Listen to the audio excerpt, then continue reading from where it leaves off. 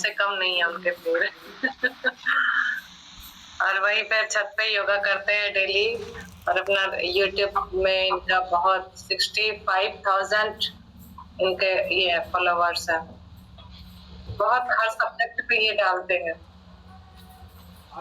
आज सेंटेंस के बारे में सीखते हैं, ठीक है। सेंटेंस टेंस हमने सीख लिया, ठीक है। अब हमारी बेसिक क्लास हो चुकी है। अब हम थोड़ा सा एडवांस चलते हैं, यानी कि इंटरमीडिएट क्लास में चलते हैं, ठीक है। सेंटेंस क्या होता है? वाक्य जिसको बोलते हैं, ये बेसिकली शब्दों से बना होता है ना। शब्द हम लोग जान रहे हैं, जैसे चेयर, जैसे कैट, मैट, रैट, ऐसे करके हम बोलते रहते हैं। ये सब अलग अलग तरह के शब्दों को जोड़ देते हैं एक कॉमन भाव देने के लिए, है ना।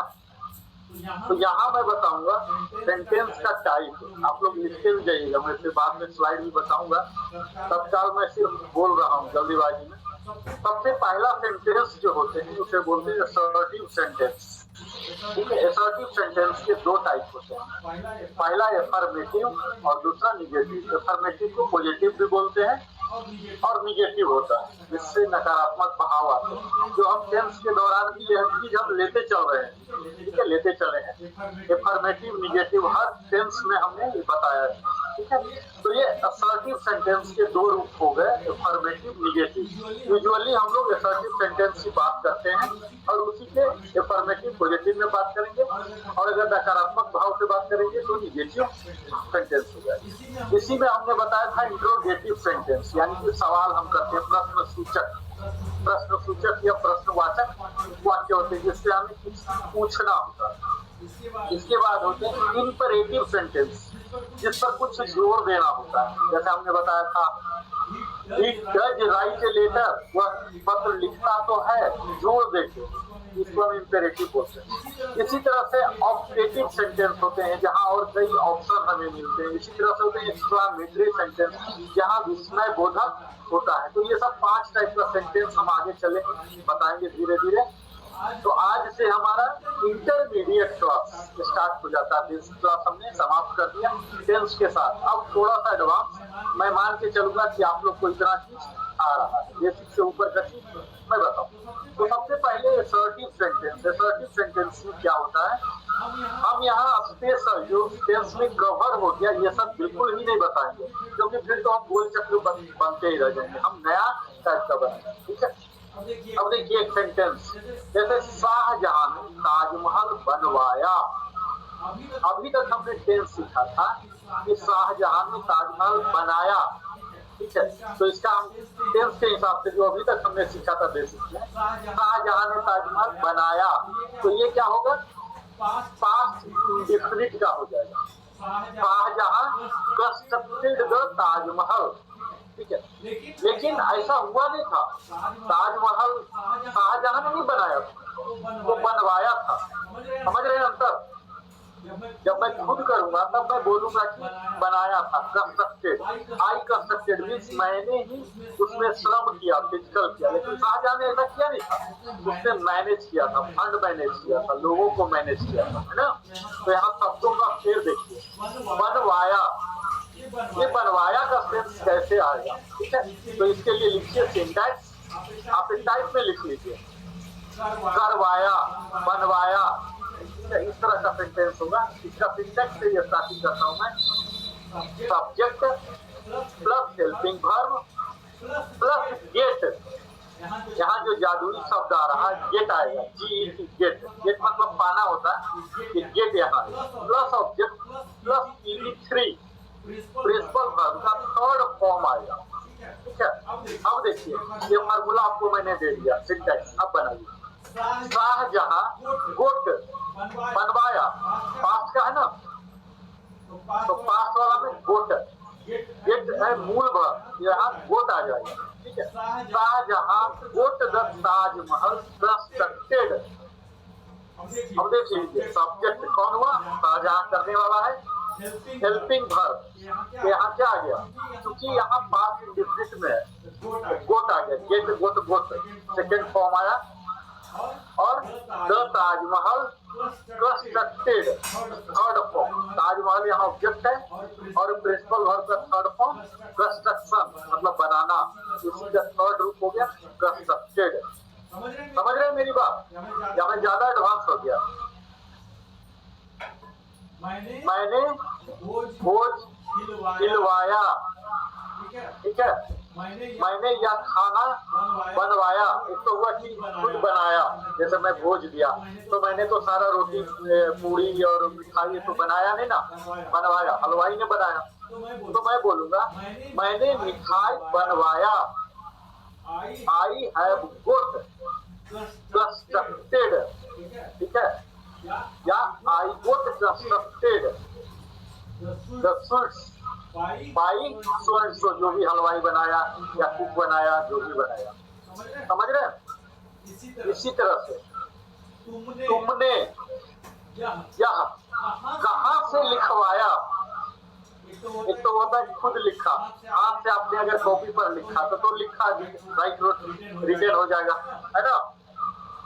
लेकिन मैं बोल रहा हूँ लिखवाया, मीन्स कोई प्रोफेशनल पेंटर से या प्रिंटर से किसी और से लिखवाया, तब हम कहेंगे from where have you got written this letter या दिस फोटो या दिस पोस्टर, जो भी कहना है कह सकते। तो यहाँ गेट शब्द का गेट लगने से हो गया बनवाना। जैसे हम ऑर्डर देते हैं किसी को, एक तो हुआ कि तुम करो इस काम को, डू इट, एक हुआ तुमको करना नहीं है, तुमको किसी और से करवाना है, स्टाफ को।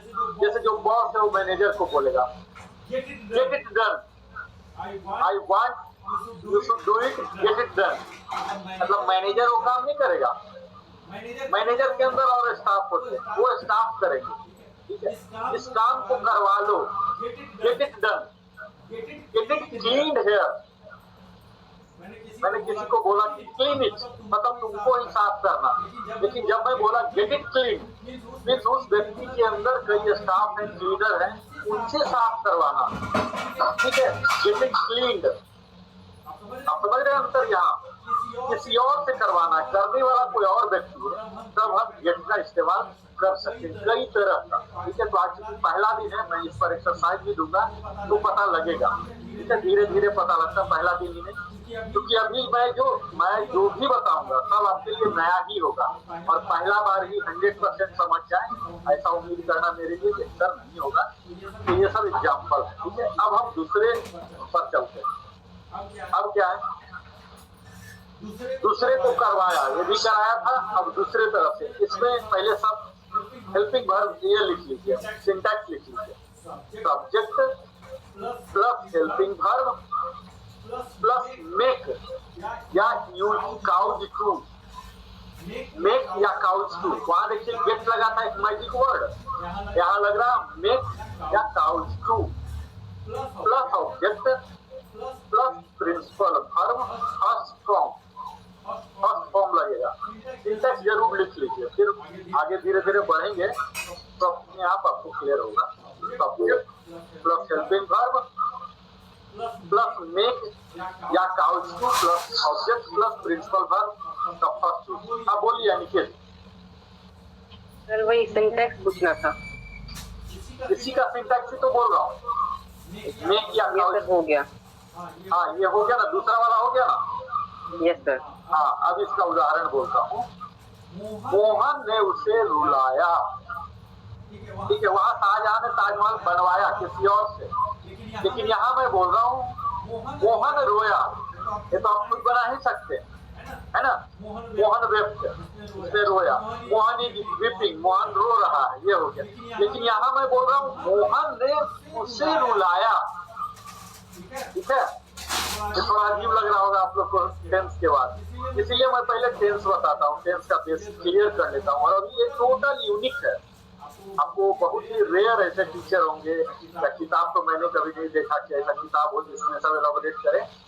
जो भी लोग हैं जरूर नोट बनाइए, ठीक है। ये जीवन को आपको चेंज करेगा। ये सब ऐसे हैं जो कि आपके मित्र भी नहीं जानेंगे, उनसे ही आप ऐसा वाला पूछ लीजिए, देखिए वो फंस जाए। मोहन ने उसे रुलाया, Mohan made him to weep, ठीक है। रुलाया पास्ट टेंस है ना, पहले ही रुलाया था, ठीक है। तो मेक जो हमने किया वो मेड हो गया, ठीक है। मोहन मेड हिम, उसे के बदले हिम आया, टू वीप, ठीक है। मोहन ने उसे रुलाया। इसी को हम दूसरे तरह से भी बना सकते हैं कि मोहन ने उसे हंसाया। इतना अच्छा जोक्स क्रैक किया, मोहन ने उसे हंसाया। तो यह भी कर सकते हैं, Mohan caused him to laugh, ठीक है। यहाँ दो शब्द आ रहे हैं, मेक और काउज की, दोनों अल्टरनेटिवली कहीं भी आप लगा सकते हैं, ठीक है। यहाँ हमने बताया Mohan caused him to laugh, ठीक है। अब कोई शिक्षक ने अपने बच्चों को सक्सेस कराया, उत्तीर्ण करवाया या बिल्कुल ही टॉप करवा दिया, ठीक है। शिक्षक ने नहीं किया, या अकेला विद्यार्थी से भी संभव नहीं था, ये दोनों का कोलैबोरेटेड था। तो यहाँ भी हो जाएगा, the teacher caused Sohan to succeed या to get top position in so and so examination, 10-12 जो भी कंपटीशन है, यूपीएससी बीपीएससी जो भी आप कर सकते हैं, ठीक है। यहाँ मेड हिम होगा या काउज हिम। अब मेक हिम भी हो सकता है, लेकिन हम अभी पास्ट की बात कर रहे हैं तो इसीलिए हम उसे मेड कर दिए या काउज कर दिए। हाँ आयुषी कुमारी बोलिए। सर एक बार का टीचर वाला सेंटेंस रिपीट कर दीजिए तो कंफ्यूजन हो गया। ठीक है बताता हूँ। शिक्षक ने उसे पास करवाया, सिंप्लीफाई कर देता हूँ। शिक्षक ने, या कोई व्यक्ति का नाम भी ले सकते हैं, कुछ भी, सब्जेक्ट की जगह कुछ भी हो सकता है, ऑब्जेक्ट के जगह। मैं सिंप्लीफाई करके बोल रहा हूँ, शिक्षक ने उसे पास करवाया, ठीक है। या तो पढ़ा के, या उसके लायक नहीं था उसे ग्रेस मार्क देके, जो कि जैसा भी आप ये समझ लीजिए। तो the teacher made him to pass, ठीक है। या सर कॉस्ट भी आ सकता है ना, काउज, दोनों में से कोई भी यूज कर सकते हैं। मेक या काउज दोनों में से कोई भी यूज कर सकते हैं, ठीक है। अगला बोलता हूँ। अभी थोड़ा आगे बढ़ रहे हैं। इसमें आप क्या करेंगे ना, ये जो आप लिख रहे हैं इस पर आप खुद वाक्य बनाइए। मैं तो अभी वाक्य बनाऊंगा तो ज्यादा समय आपका बर्बाद होगा, है ना। आपको जब मैं फॉर्मूला दे देता हूँ, इस पर आप खुद काम कीजिए, मन में सोचिए कि और कौन सा सब्जेक्ट हो सकता है और कौन सा क्रिया हो सकता है। ये सबको बदल के आप 5-5, 10-10 सेंटेंस सीखिए, तब क्या हो जाएगा, ये सिंटैक्स आपके माइंड में आ जाएगा, है ना। आप आम जीवन में देखिए कि कहाँ हम इस तरह के सेंटेंस यूज कर सकते हैं। जब हम प्रैक्टिकल कर लेते हैं तब वो जो थ्योरी होता है वो हमारा अपना हो जाता है, नहीं तो थ्योरी तो रट्टा मारते रहिए कभी नहीं। अब बोलिए। म्यूट है आपका, चलिए अगला। कुछ बोलना चाहते हैं? नहीं, ठीक। थर्ड टाइप का सेंटेंस लिखिए आज का, वाला, वाले, वाली टाइप। 3 तरह का सेंटेंस होगा, वाला, वाले, वाली टाइप। इसका लिखिए सिंटैक्स सबसे पहले, फिर मैं एग्जांपल से आपको क्लियर करवा दूंगा। Subject plus helping verb plus two plus ED1, ये पर्पस हो गया, पर्पस के लिए, किसी खास मकसद के लिए। दूसरा हेल्पिंग वर्ब लिख दिए, subject plus helping verb plus about two plus ED1, nearness of time.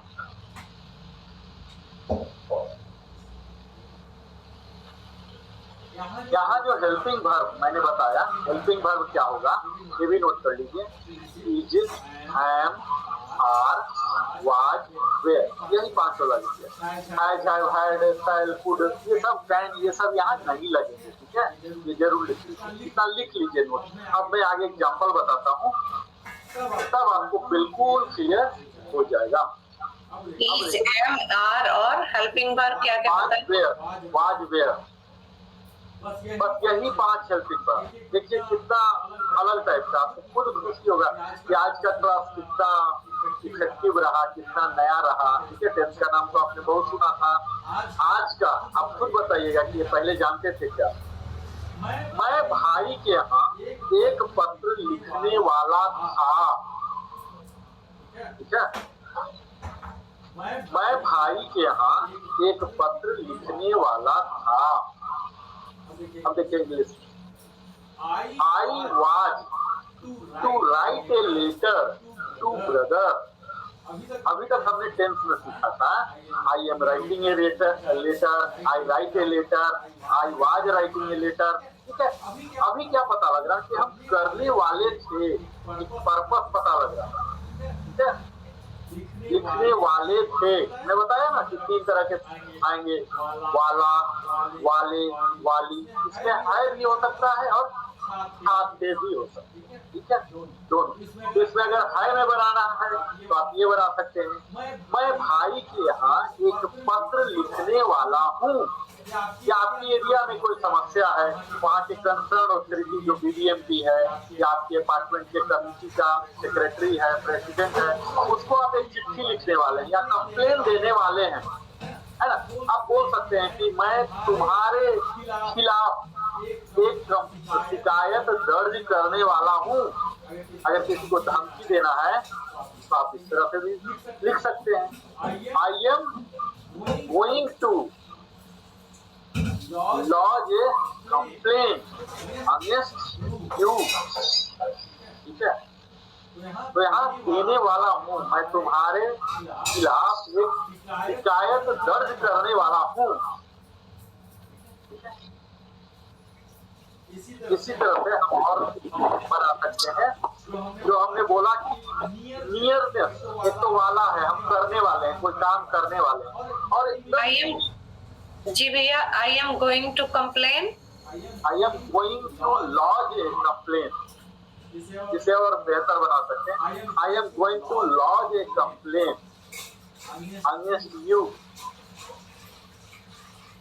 Sir आज का टॉपिक क्या है? आज का टॉपिक है टाइप ऑफ सेंटेंस। आज इंटरमीडिएट क्लास हो गए, हम थोड़ा सा लेट हो गए हैं। टेंस हमने सीख लिया, टेंस को हमने बेसिक में रखा है, यानी कि हमने जो भवन का निर्माण हुआ उसमें कॉलम बन गए, बीम बन गए। ठीक है, अब हम दीवार बना रहे हैं, उसे प्लास्टर कर रहे हैं, इंटीरियर करेंगे ताकि लिवेबल हो जाए। ठीक है, टेंस करने से 60% 70% तक हम इंग्लिश जान जाते हैं। तो बेसिक अब हमारे सभी पार्टिसिपेंट तक क्लियर हो गया। टाइप ऑफ सेंटेंस हम बना रहे हैं, जिसमें मेनली आज हमने बताया कि 5 तरह के सेंटेंस होते हैं, जिसमें मैं असर्टिव सेंटेंस को हम लेके चल रहे हैं। असर्टिव सेंटेंस के 2 प्रकार होते हैं, अफर्मेटिव और निगेटिव। ये जो भी मैं बता रहा हूँ, निगेटिव भी आप was not, I am not, are not कर दीजिए। निगेटिव तत्काल में लेके नहीं चल रहा हूँ क्योंकि और बहुत ही लंबा क्लास हो जाएगा। आप नोट सिर्फ उसमें जोड़ते चले जाइएगा, निगेटिव बनते जाएगा। तो अभी मैं सिर्फ असर्टिव सेंटेंस को ले रहा हूँ। पहला सेंटेंस मैं आपके लिए, आकाश जी आपके लिए बता रहा हूँ। शाहजहां ने ताजमहल बनवाया। Subject plus helping verb plus get plus object plus prefix. इस तरह से Shahjahan got the Taj Mahal constructed, ये हमारा पहला टाइप था। किसी और ने जब करवाया। ठीक है, और दूसरा टाइप हमने बताया था मेक और काउच टू, उसने पास करवाया या उसे हंसाया, उसे रुलाया। गीता ने रीता को हंसाया, सोहन ने मोहन को हंसाया, रुलाया। इसके लिए हम क्या करेंगे, Mohan made him to laugh, Gita made Gita to weep, Gita ने गीता को रुलाया, ऐसा बात किया या बातें किया या चाटा ही मारा, जो भी किया तो वो रोने लगे, रुलाया। तो ये 2 टाइप का। और तीसरा टाइप वाला वाले वाली टाइप। तो इसमें वाला वाले भी हमने 2 सिंटैक्स नोट करवाया था, है ना। पहला में पर्पस, क्या काम कर रहा। दूसरा में हमने नियरनेस ऑफ टाइम बोला था, यानी कि हम कुछ ऐसा काम करने जा रहे हैं बिल्कुल ही अब आने वाला है। एक तो है वाला वाला है, हम तुमको पीछने वाले हैं, खाने वाले हैं, जाने वाले हैं। तो ये हो गया काम पर फोकस है। और एक तुरंत ही होने वाला, जैसे अभी आप देख रहे हैं कि बादल आया है, टिमटिमा रहे हैं, कड़कड़ा रहे हैं, ऐसे आवाज आ रहे हैं, तो हम बोल सकते हैं वर्षा आने वाली है। हमारे कई लोग हैं बुजुर्ग बोल देते हैं, आवाज देख के बाहर जाके इतने मॉइस्चर आ जाते हैं, सब अनुभव करके बोल देते हैं वर्षा आने वाली है। ठीक है, तो इसको बोलेंगे it is about to rain. ठीक है, अबाउट टू का यूज बेसिकली मैं बता रहा हूँ। अबाउट टू मतलब अब तुरंत आने वाली ही है। पता लगा आप घर के अंदर घुसे नहीं तब तक बारिश शुरू हो गई, ऐसी हाल होता है ना कई बार। तूफान, कल तूफान आने वाली है, न्यूज में देता है शीतलहरी पड़ने वाला है या लू पड़ने वाला है या तूफान आने वाला है, कई बार न्यूज में आप देखते हो। इसमें क्या होता है, the rain, it is about to rain. ठीक है, वर्षा आने वाली है, तूफान को गेल बोलते हैं। फिर से सर, फिर से क्या होगा? वर्षा आने वाली है, पहले सिंपल वाला लिख लीजिए, वर्षा आने वाली है। तो वर्षा आने वाली है तो यहाँ कोई सब्जेक्ट है ही नहीं, तो ऐसे चीज के लिए हम इट इंट्रोड्यूस करते हैं या देयर इंट्रोड्यूस करते हैं। ठीक है, तो इसे हम बनाएंगे it is about to rain. About to का मतलब हुआ कि अब तुरंत ही आने वाला। जैसे आप जहाज में आप बैठ गए, अब आपको बोला जाता है कि मोबाइल आप स्विच ऑफ कर लीजिए, है ना, अदरवाइज नेटवर्क रहता भी नहीं। तो आप घर में क्लास को जरूर करते हैं, क्या पता हम सेफली न करें तो एक अंतिम कॉल कर देते हैं या मैसेज कर देते हैं, है ना, टू कॉल, एक अंतिम बात कर लेते हैं ना। जब विदेश की यात्रा करते हैं तो जरूर हम बात कर लेते हैं, है ना। My flight is about to take off, मतलब less than half minute 1 minute के अंदर आप छोड़ देगा, टेक ऑफ कर जाएगा। तो आपका मोबाइल चलेगा भी नहीं और वो भी बंद करने बोल रहा है। जो मेल स्टीवार्ड है और ये सब जो है स्टाफ वगैरह होते हैं तो बंद करवा देता है मोबाइल, है ना, कि आप बात मत करो। तो जल्दी जल्दी हम बात कर देते हैं about to take off, my flight is about to take off. फिर जैसे पता लगता है अब आप पहुंच गए हैं बेंगलोर, यहाँ टर्मिनल 2 में दिखने लग गया, तो मोबाइल पॉकेट से निकालते हैं तो पता लगा कि नेटवर्क आ गया, है ना, तो अगेन कॉल कर देते हैं my flight is about to land. अब धरती टच करने वाली ही है, मतलब मिनट के अंदर, मिनट क्या फ्रैक्शन ऑफ सेकेंड के अंदर आप टच कर रहे हैं। बोलते बोलते ही पता लगा आवाज हो गया, जय श्री राम, बच गया, है ना, ऐसे बोलते हैं। तो about to land, about to का मीनिंग मतलब सेंस समझ रहे हैं, बिल्कुल ही होने वाली है ना, तब हम अबाउट टू करते हैं। यहाँ वाला वाली आई है ना, लैंडिंग होने वाली है, धरती को टच करने वाली है, या टेक ऑफ उड़ने वाली है, वाली है आया, यहाँ वाली वाला आ गया, लेकिन यहाँ समय के सेंस में आया, अब तुरंत ही होने वाला, कोई गैप नहीं बच गया। ठीक है, नेक्स्ट इसको तूफान वाला जो बोला, कल तूफान आने वाली। कल को हम पहले भी कर सकते हैं, टुमारो, जब हम लिखते हैं तो टुमारो करके कॉमा दे देंगे।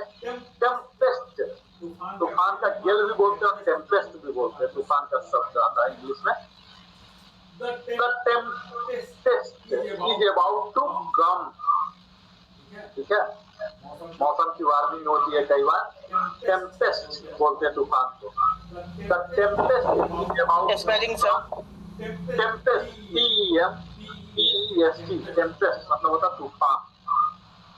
The tempest is about to come tomorrow. Last में भी बोल लिख सकते हैं या पहले भी लिख सकते हैं, कहीं भी लिखें, खाली पहले अगर लिखते हैं तो कॉमा देना पड़ेगा, लास्ट में देते हैं तो टू कम टुमारो, कॉमा देने की जरूरत है। इस तरह से लास्ट में लिखना या लास्ट में बोलना ज्यादा बेहतर है। अभी आप पर डिपेंड करता है कि किसे आप जरूर दे रहे हैं। अगर कल शब्द को ही पहले रखना चाहते हैं, किसी को ज्यादा महत्व देना चाहते हैं, तो टुमारो पहले रख लीजिए। Tomorrow the tempest is about to come, कल तूफान आने वाली है, ऐसा न्यूज में कई बार आप देखेंगे आते रहते हैं। ठीक है, 3 टाइप का। चौथा टाइप का बताता हूँ। चौथा टाइप क्या होता है, कई बार हम बोलते हैं हमारे पास मजबूरियां होती है, हमें करना ही करना होता है, इसे बोलते हैं कंपल्सन। लिख लीजिए, कंपल्सन टाइप है, मजबूरी। जीवन में कई बार मजबूरी हो जाती है, जैसे मुझे अभी ड्यूटी जाना था, मेरे लिए भी ड्यूटी करना एक मजबूरी है, क्योंकि आजीविका कैसे चलेगा ड्यूटी नहीं करूंगा तो, है ना। तो ये भी एक कंपल्सन क्या बोला? सर एक बार स्पेलिंग बता दीजिए। बोलिए। हाँ बोलिए। कंपल्सन का स्पेलिंग पूछ रही है ना बेटा? हाँ बोल रहा हूँ। COMPULSION compulsion. कंपल्सन मतलब होता है मजबूरी, आपको काम करना ही है। बोलते हैं ना ये कंपल्सरी क्वेश्चन है, मैंडेटरी है ना। कुछ क्वेश्चन होते कंपल्सरी, आपको करना ही करना, वहाँ आपको ऑप्शन नहीं दिया जाता। ठीक है, तो यहाँ हम लिखेंगे चौथा में कंपल्सन टाइप, मजबूरी। अब इसका सिंटैक्स भी पहले ही लिखा देता हूँ। ठीक है, subject plus helping verb plus 2 plus PD1। Helping verb के पास क्या बोले हैं sir? To TO go to TO2 PV1, ये कंपल्सन वाला। अब इसको उदाहरण में देता हूँ, इसका बिल्कुल क्लियर हो जाएगा। ठीक है, मुझे यहाँ परेड करना पड़ता है। I have to do parade here। इस परेड का कोई यूज नहीं है। ठीक है, अगर आप है वहाँ ड्यूटी पर तो आपको परेड करना ही पड़ेगा, परेड के लिए जाना पड़ेगा। या तो आप बीमार पड़ जाइए, हॉस्पिटल में भर्ती हो जाइए, तभी आपको परेड से एक्सक्यूज मिलेगा। ठीक है, यहाँ देखिए एक चीज आप ध्यान दीजिए, वहाँ भी मैंने लिखाया था हेल्पिंग वर्ब, यहाँ भी हेल्पिंग वर्ब जरूर लिख लीजिए। यहाँ हेल्पिंग वर्ब हमेशा has, have, had, shell have, will have होंगे। ठीक है सर एक बार रिपीट कर दीजिए। हैज, हैव, ये जो हमने बताया था present perfect, past perfect, future perfect वाला, जो वहाँ हेल्पिंग वर्ब आ रहे थे, वही यहाँ लगे। अब फिर से लिख लीजिए हैज, हैव। अब ये मुझे बताने की जरूरत नहीं यहाँ होगी कि हैज कहाँ और हैव कहाँ। ठीक है, थर्ड पर्सन सिंगुलर इज या कोई नाम, वहाँ हैज लगेगा, बाकी सबके साथ हैव लगेगा। पास्ट का कुछ भी रहेगा, पास्ट का कुछ भी, वहाँ एक ही चलता है, हैड रहेगा। और फ्यूचर का शैल हैव या विल हैव। शैल का कहा तो आई के साथ शैल हैव, बाकी के साथ विल हैव। लेकिन अगर यही उल्टा कंपल्सरी वाला हो जाएगा, जरूरी वाला हो जाएगा, तो आई के साथ विल, बाकी सबके साथ शैल। ये सब हमने टेंस में कवर कर लिया। तो यही यहाँ 5 हेल्पिंग वर्ब लगते हैं। ठीक है, अब मैं और बताता हूँ। I have to go to school, मुझे स्कूल जाना पड़ता है।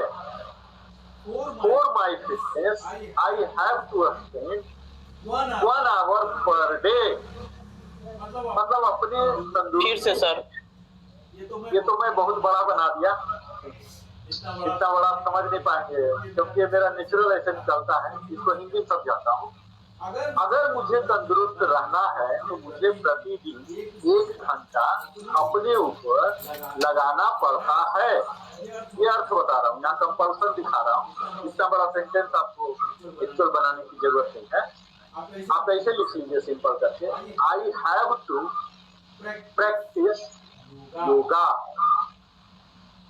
हिंदी में योग बोलते हैं, इंग्लिश में योगा ये लग जाता है। जैसे इंग्लिश हिंदी में बोले तो नरेंद्र और इंग्लिश में तो नरेंद्रा, इसी तरह से योगा हो जाता है। अगर हिंदी में बात करते हैं तो हम यह ध्यान रखें कि योग बोले, और इंग्लिश में जब बात करते हैं तब योगा। ठीक है, तो I have to practice yoga every day. इसलिए फॉर माई फिटनेस, अपने तंदुरुस्ती के लिए मुझे प्रतिदिन योग का अभ्यास करना पड़ता है। सर हाँ बोलिए। सब के नाम के आगे ए लगता है, जैसे मेरा नाम है तो उसको भी इंग्लिश में ए लगाना पड़ेगा क्या? ऐसा कोई जरूरी नहीं। देखिए नाम में क्या है, तो आपका विकल्प है, आपके पेरेंट्स ने आपको क्या उचित समझा।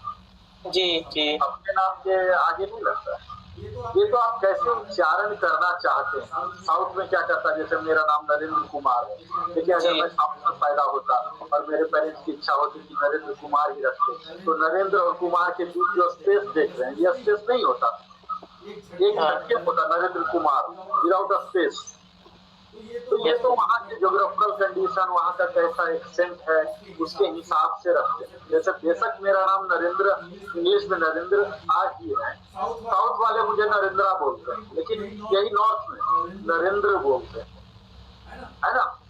अगर अच्छा, साउथ में मेरे नाम को क्या बोलेंगे? आकाशा बोलेगा, ऐसा बोलेगा, क्योंकि यहाँ आ की मात्रा साउथ में अपने आप लगा देता है। कुमार जैसा है ना, तो कुमारा बोलेगा। ये एक्सेंट की बात है, एक्सेंट की बात है। अलग अलग जगह है, एरिया लोकेलिटी पर डिपेंड करता है। बिहार में देखिए भोजपुरी, मैथिल और अंगिका, ऐसे ऐसे कई भाषा चलते हैं। तो ये एक्सेंट की बात है, जो शुद्ध है तो शुद्ध है। सर बिहार में वाह लगा देता है नाम के लास्ट में। बिल्कुल बिल्कुल, जैसे आपका नाम आकाशा नहीं होगा, कस्बा हो जाएगा, है ना।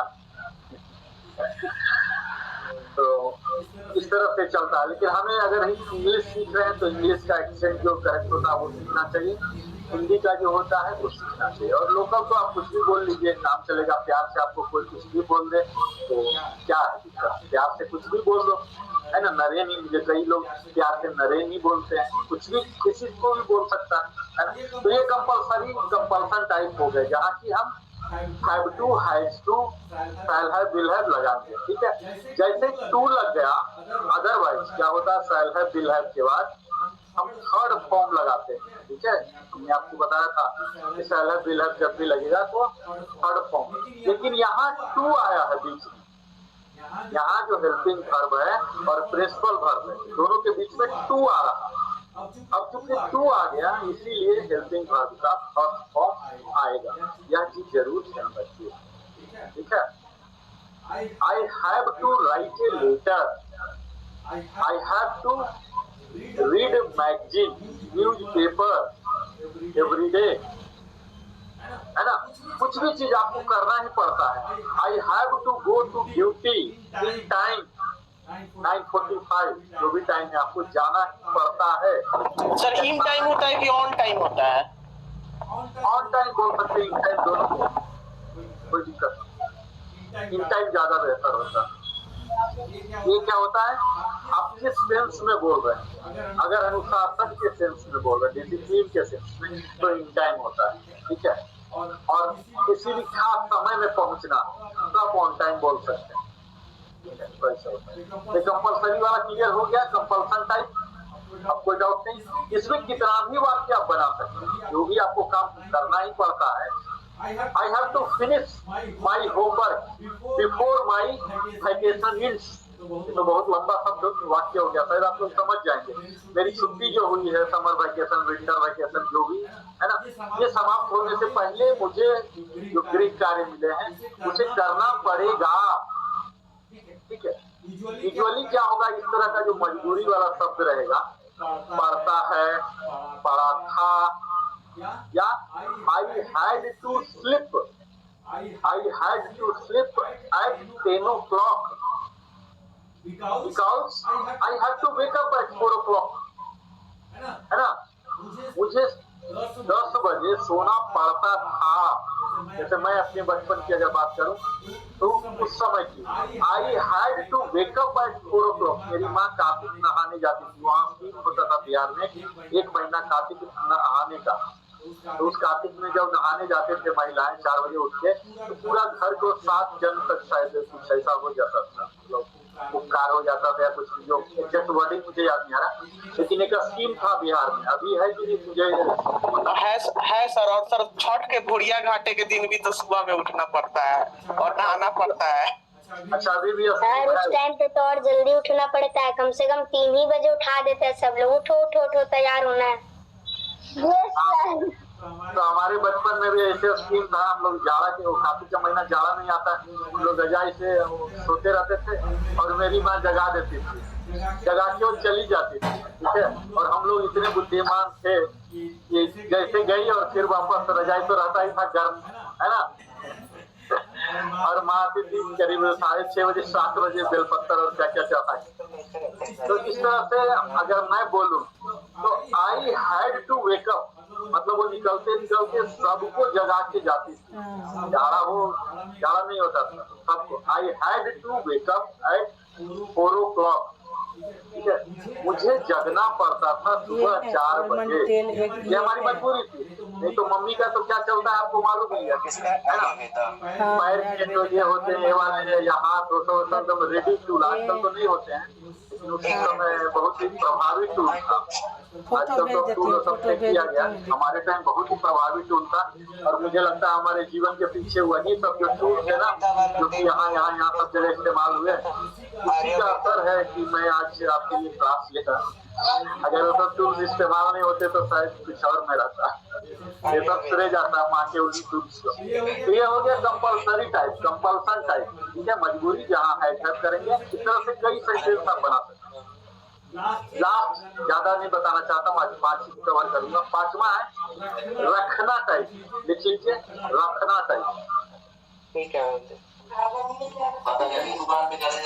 आई हैव, ये मारुति सियाज कार, मेरे पास एक मारुति कार है।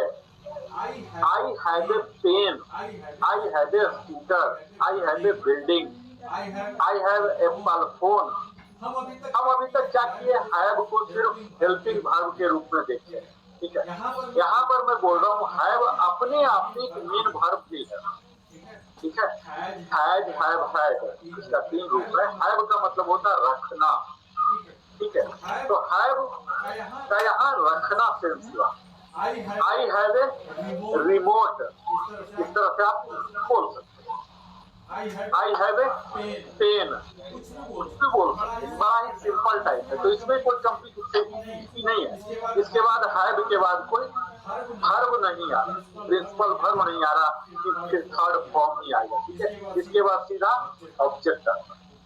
इसको हम बोल सकते हैं कि आई हैव ए कार, मेरे पास एक कार है, या मैं एक कार रखता हूँ, कुछ भी कर सकते हैं, या मैं एक कार का मालिक हूँ।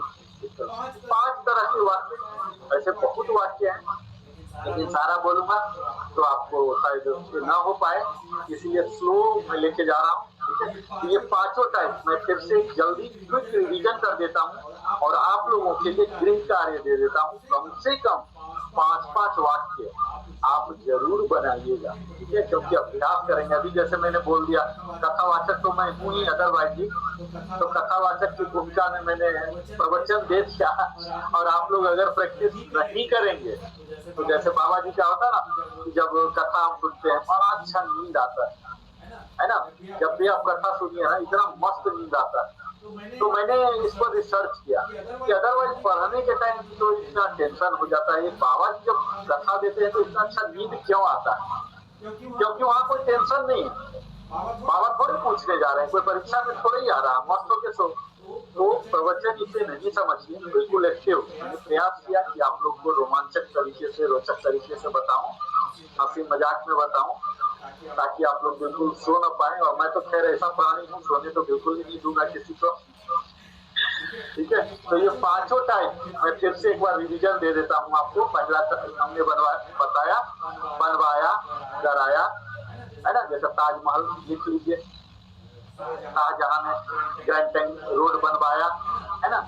इस तरह से आप ये सब कर सकते हैं। उसी तरह से हमने बोला रुलाया, हंसाया, ये भी, जिसमें मेक और काउच करके हम लगाते हैं। तीसरा हमने बताया वाला, वाले, वाली टाइप में, जिसमें टू लगाया और अबाउट टू लगाया।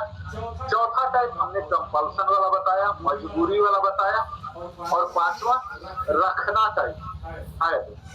सर रखना टाइप का एक सेंटेंस बताऊं? आई, हाँ बोलिए। I have a beautiful pouch. दिखा भी दीजिए, तो अपने पाउच को दिखा भी दीजिए, मेरी इच्छा बहुत हो रही है। रियली नाइस, बिल्कुल। आपके पाउच को देख के मेरा मन कर रहा है कि मैं ले लेता तो अच्छा होता। सर ले लीजिए, दे दीजिए, दे दीजिए। पार्सल कर दो सर, कोरियर कर देते हैं। चलिए, बहुत बहुत धन्यवाद इतना प्यार देने के लिए। और किसी को कोई क्वेश्चन है? आयुषी कुमारी, कोई डाउट? No sir. कोई डाउट? सर एक बार फिर से बता दिए। पहले में बताया कि शाहजहां गॉड द ताजमहल, तो वो किस टाइप में आ जाएगा? पहला टाइप क्या है? पहला टाइप गेट लगाते हैं, गेट टाइप GET। इसका जो हेल्पिंग वर्ब, इसका जो सिंटैक्स आप नहीं लिखोगे, subject plus helping verb plus get plus object plus PV3। ठीक है, गेट। आप इसको इस तरह से लिख सकते हैं, पहला यूज ऑफ गेट। ठीक है, गेट का गोट भी होता है। दूसरा मेक और काउच टू, वाला वाले का, टू अबाउट टू, और कंपल्सरी का has have had shell have will have हो जाएगा, और रखना का है। किसी को कोई डाउट है? No sir. चलिए अनिकेत सर, आपने आज कुछ नहीं बोला, चलिए आप भी 2 लाइन बोल लीजिए। आपने क्या सीखा? जस्ट 1 लाइन में बोलिए आज का। टाइप ऑफ सेंटेंसेस 5 टाइप के, उसमें असर्टिव अफर्मेटिव में हाँ, ये शाहजहां ने किसने बनवाया या किसी द्वारा काम किया गया। चलिए ठीक है, मैं समझ गया। अब 5-5 सेंटेंस आप लोग बना लीजिएगा, ये 5 से, ठीक है, ज्यादा नहीं बता रहा हूँ। 5-5 ही आप लोग अगर समझ गए तो मैं आपको गारंटी दे सकता हूँ कि आपको जो अपने सहपाठी उनसे आप भिन्न हो जाएंगे। ठीक है, आज ही आपको महसूस हो रहा होगा ये सब वाक्य शायद आपने सुना होगा, लेकिन इसका कैसे इस्तेमाल होता है ये सब नहीं पता होगा, है ना? आज पता लग गया। इस पर अभ्यास जरूर कीजिए, 5-5 वाक्य बनाइए। फिर मैं मिलता हूँ अगले क्लास। बहुत बहुत धन्यवाद, शुभ रात्रि। थैंक यू सर, टाइम निकालने के लिए आपका। मैम आप तो बोली थी सर चले गए, आप बोली नहीं 7:30।